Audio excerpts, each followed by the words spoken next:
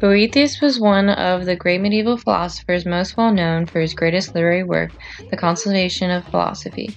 He was an avid reader and commentator of Plato and Aristotle, and a strong proponent for the music as part of the quadrivium, which was considered four of the essential topics in the liberal arts.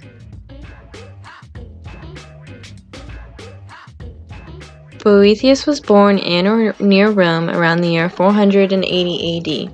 Orphaned at a young age, he was raised in the household of Symmachus, one of the richest aristocrats at the time. Boethius married and had 2 sons with Symmachus's daughter, and pursued a career in the Senate.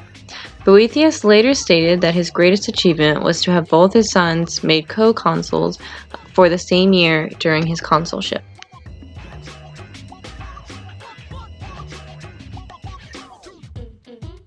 Boethius was one of the best-educated Romans of his age. His mastery of Greek language and study made him a student, translator, and commentator of Platonic philosophy. He undertook the task of translating and commentating on all of Plato and Aristotle's works, a task which he started but would ultimately never be completed.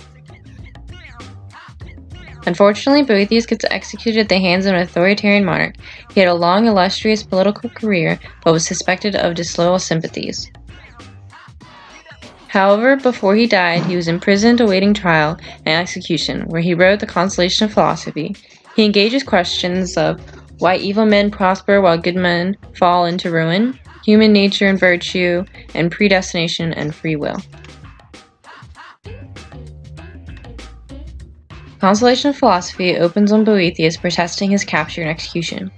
Woe is me, I am unjustly captured and imprisoned, and awaiting death unjustly.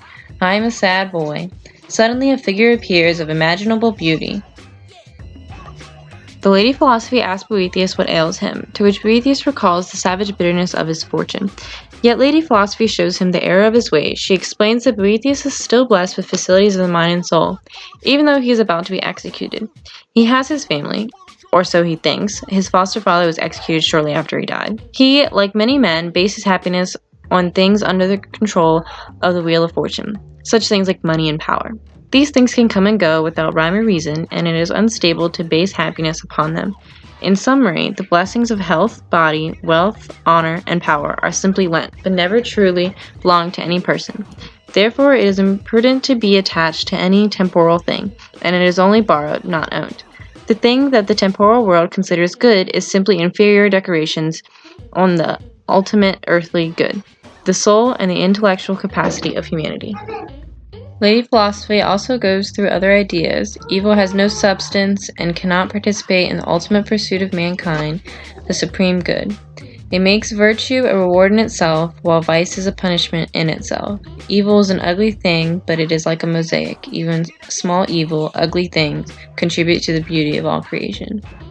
Men often seek the right thing in the wrong ways. For instance, a man might seek money to be self-sufficient, but ultimately it makes a man more dependent on others.